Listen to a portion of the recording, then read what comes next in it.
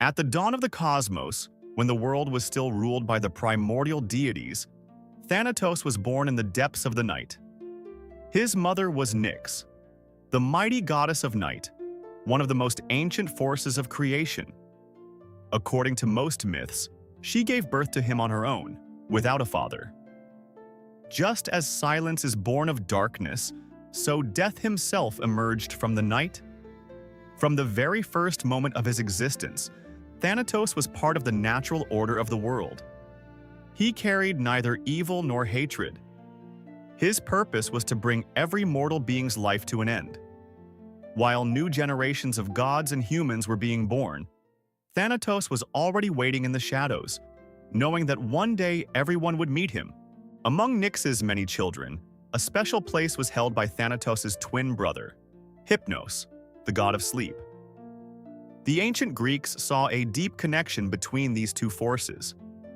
Every night, people would drift into sleep, which resembled a brief journey into the unknown. And death was considered an eternal sleep from which there is no awakening. Therefore, the brothers were often depicted side by side. Hypnos arrived gently and bestowed rest, while Thanatos appeared only when the final hour had come. Despite their somber nature, they were not enemies of humanity. Both fulfilled a role determined by the cosmos itself, maintaining the balance between life, rest, and the end of existence. Unlike many of the fearsome deities of the underworld, Thanatos did not rule the realm of the dead. His domain was the very moment of transition between life and death. When a mortal took his last breath, it was Thanatos who appeared at his side. Ancient artists often depicted him as a winged youth in a dark cloak, calmly accompanying the soul to its next destiny. He did not judge the dead, nor determine their fate after death. That was the domain of other forces of the underworld. Thanatos' task was different: to impartially enforce the law of nature. He neither hurried, nor was he late. When the appointed time came, the god of death would extend his hand, and life would give way to eternity. In the days of ancient gods, voivodes, and kings, the long-suffering land awaited a hero. And then came the mighty demiurge Tales channel, tempered in the flames of battle. Power, passion, danger. His videos will change the world. Thanatos belonged to a large family of primordial forces born of the goddess of the night. Among his brothers and sisters were terrifying and enigmatic beings. Momus, the god of mockery.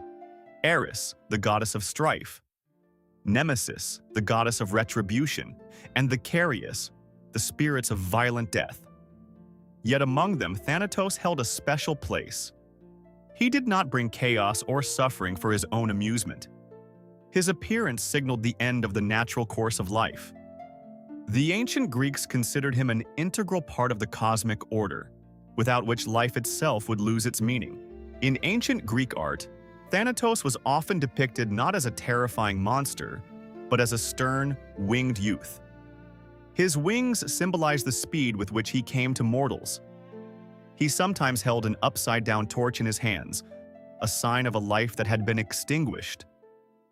This image emphasized that death is not a monster that preys on people. It is a part of nature that comes to everyone in its own time. Thanatos did not act with cruelty or anger. He was a cold and just executor of fate, before whom all mortals were equal. Whenever a person's life drew to a close, Thanatos stood at the threshold between the two worlds. He accompanied the soul from the world of the living to the realm of Hades. For the Greeks, this journey was an important part of the overall order of the cosmos. Death was not considered a disappearance.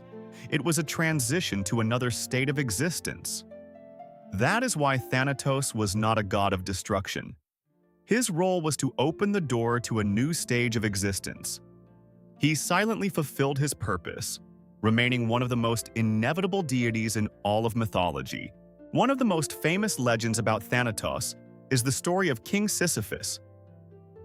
Sisyphus was a cunning ruler who had repeatedly deceived the gods.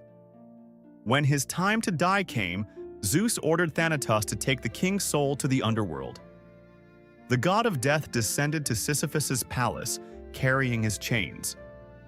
But the king feigned surprise and asked to see exactly how they worked. Thanatos agreed. In that very moment, Sisyphus used a ruse to chain up the god of death himself. Thus, something the world had never seen before came to pass. Death found itself captive to a mortal. While Thanatos remained imprisoned, strange things began to happen in the world. People could no longer die. Warriors continued to live even after fatal wounds, while the old and the sick remained suspended between life and death. Soon, the natural order began to unravel. Ares was particularly enraged. His battles had lost their meaning, for no warrior perished on the battlefield anymore. The gods realized that even a force as grim as death was necessary for the world's existence. Without Thanatos, life could not move forward, and the cosmic balance was threatened. Finally, Ares himself set out to free Thanatos. The god of war easily broke the chains and set death free. As soon as Thanatos was freed, order was restored to the world. People became mortal once again, and souls continued their journey to the underworld. For Sisyphus, this victory proved short-lived. For his deception, he suffered one of the most famous punishments in Greek mythology. And Thanatos received yet another confirmation of his vital role in the structure of the universe. Even the gods came to see that death is not the enemy of life, but an essential part of it, without which the natural order of things would be impossible. During great wars, Thanatos often appeared alongside the Kurai, the spirits of violent death. While warriors fought for glory, power, or survival, the god of death silently watched the course of the battle. He did not choose victors, nor did he aid either side. To him, all mortals were equal.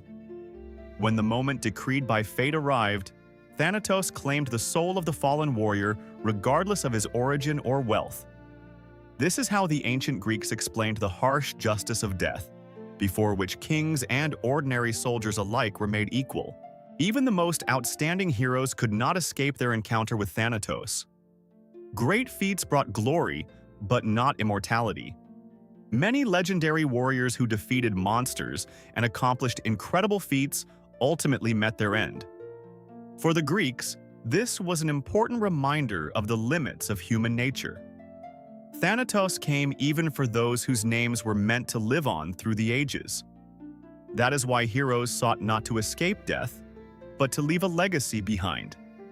For they knew no one can escape Thanatos' grasp, but glory can outlive life itself. Despite his grim reputation, Thanatos remained closely connected to his brother Hypnos. Ancient artists often depicted them together at the bedside of a fallen hero, or during the soul's journey to the underworld. One brought sleep, the other, eternal rest. In many myths, they acted as a single entity, reminding us of the fine line between sleep and death.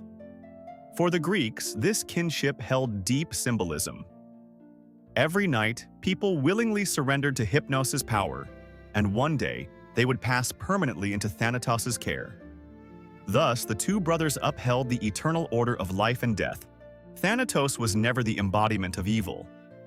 Unlike many terrifying creatures of mythology, he did not seek to destroy the world or inflict suffering. His existence was part of the great cosmic order. Just as birth paved the way for new life, death brought its natural cycle to a close. The ancient Greeks understood that without Thanatos, the world would quickly lose its balance. New generations could not emerge, and time would lose its meaning. Therefore, even the gods treated him with respect, recognizing his essential role in the structure of the universe. People feared Thanatos more than most other gods. His arrival signaled the end of everything familiar and the beginning of an unknown journey. However, the philosophers of ancient Greece often reminded people that it is precisely the awareness of mortality that gives life its value. Knowing that time was limited, people strove to accomplish great deeds, to love, to create, and to leave a legacy behind.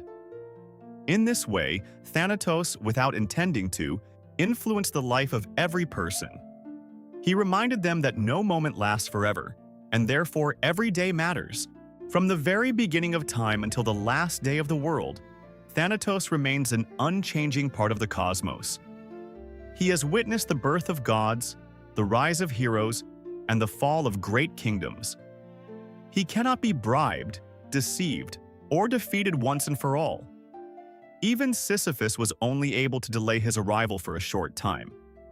This is the true power of Thanatos. He does not command lightning, rule the seas, or lead armies into battle. His power lies in his inevitability. Thus, the god of death holds a special place in Greek mythology as the eternal guardian of the final boundary that every mortal being will one day cross. Like, subscribe, ring the bell, and share your impressions of the video.